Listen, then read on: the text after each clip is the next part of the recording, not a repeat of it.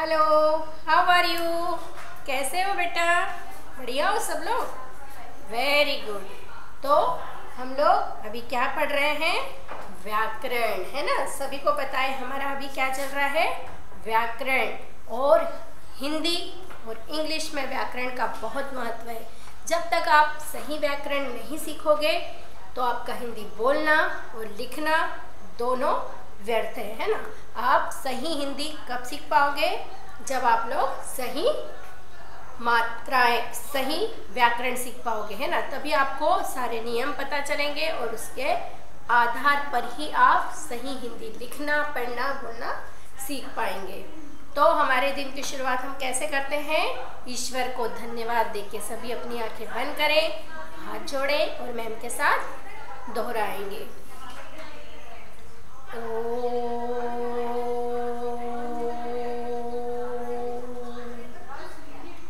त्वमेव माता च पिता त्वमेव, त्वमेव बन्धुश्च सखा त्वमेव, त्वमेव सिद्ध्या द्रविणं त्वमेव, त्वमेव सर्वं मम देव देवम्।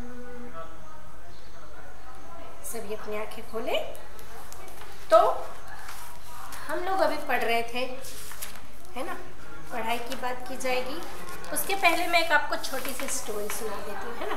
क्योंकि अगर हम थोड़ा सा कुछ पढ़ने के साथ साथ थोड़ा सा मनोरंजन भी हो जाता है, ज्ञान भी बढ़ जाता है और आपको एक अच्छी सी नई बात भी सीखने को मिलती है। देखिए, आज मैं आपको जो स्टोरी सुनाने जा रही हूँ वो मदर टेरेसा की है ना। आप लोग सभी जानते हैं मदर टेरेसा कौन थी। देखा है आपने फोटो उनका? तो मदर टेरेसा, है ना, एक कह सकते हैं एक समाज सुधारिका थी जिन्हें नोबेल पुरस्कार से सम्मानित किया गया था, है ना। जब वे छोटी थी तो बहुत गोरी और बहुत सुंदर थी। तो उन्हें बचपन में गोझा नाम से बुलाया जाता था, है ना।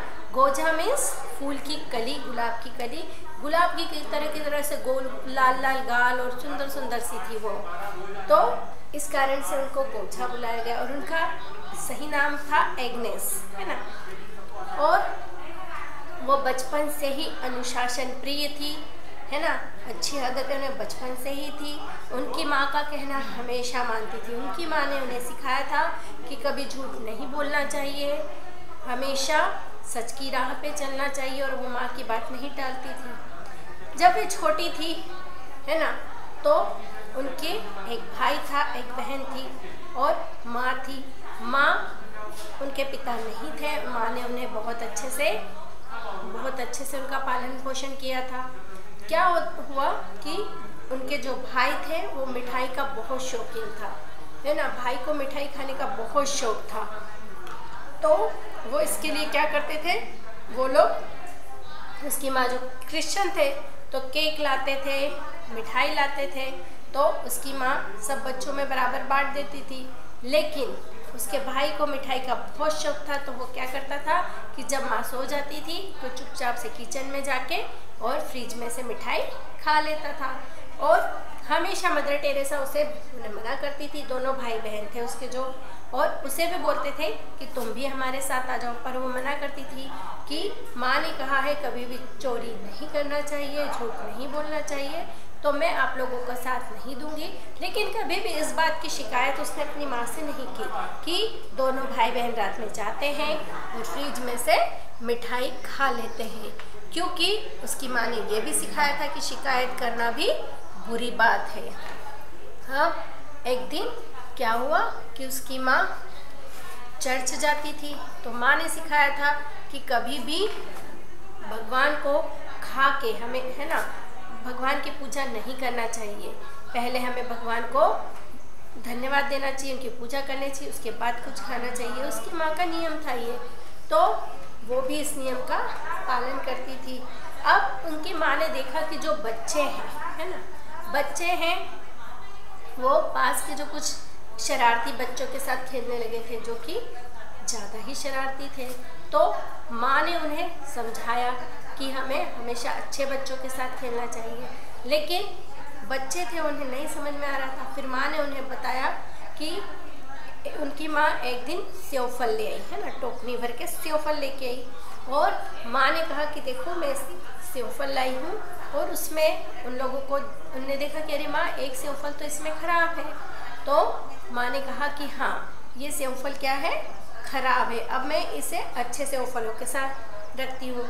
माँ ने टोकनी को अच्छे से ऐसा एक कपड़ा लिया और ढक के रख दिया, ख़राब वाला सेवफल भी उसी में रख दिया, है ना।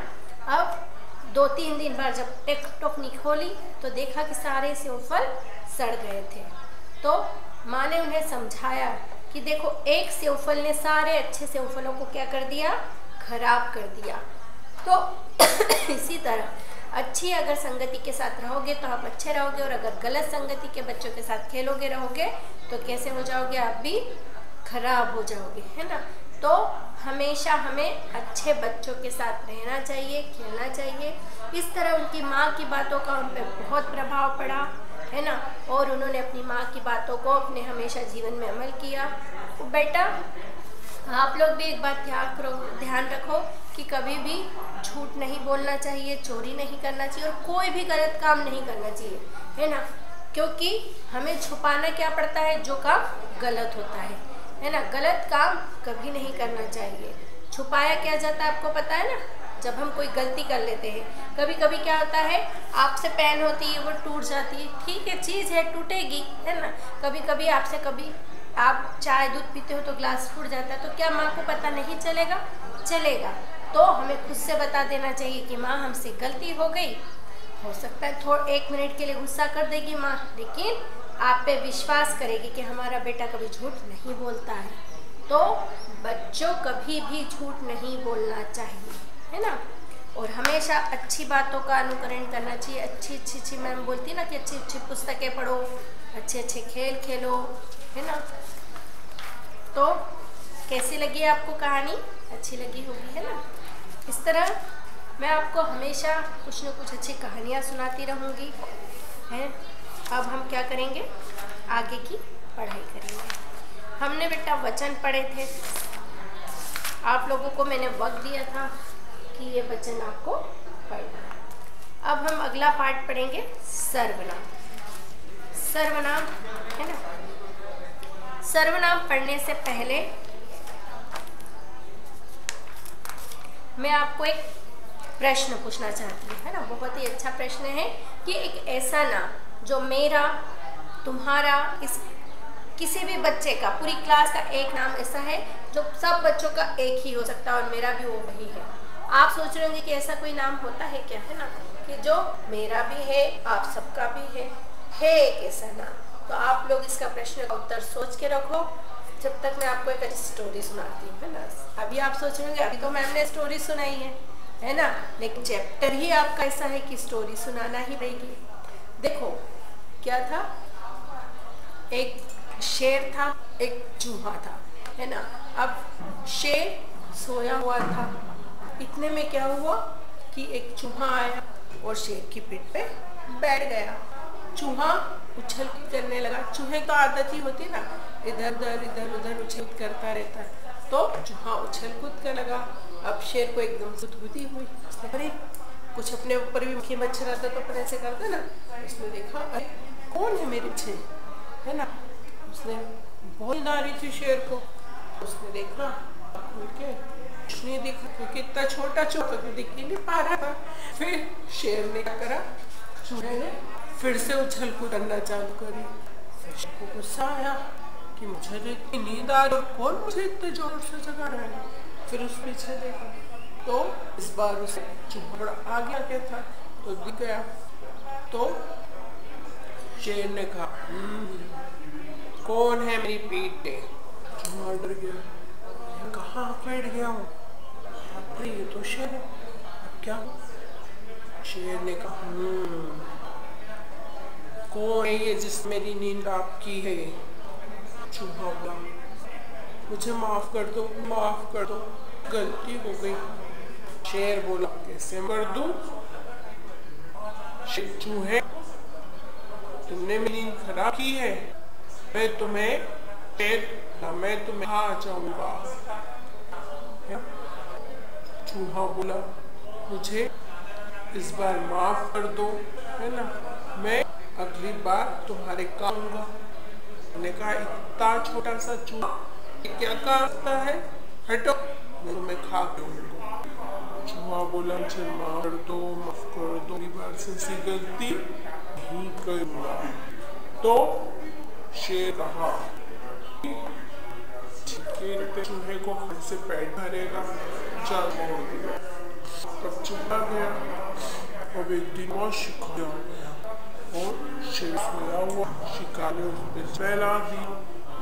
अब की जैसी खुली तो चिल्लाया बचाओ बचाओ। चूहे को अरे ये तो मेरे से क्यों दौड़ गई, सब दोस्तों को चुमोर ले गए। शेर सारे चूहों ले गया। वहाँ सारे चूहे को उतरने लगा और बचा दिया। शेर धन्यवाद, है ना, मैंने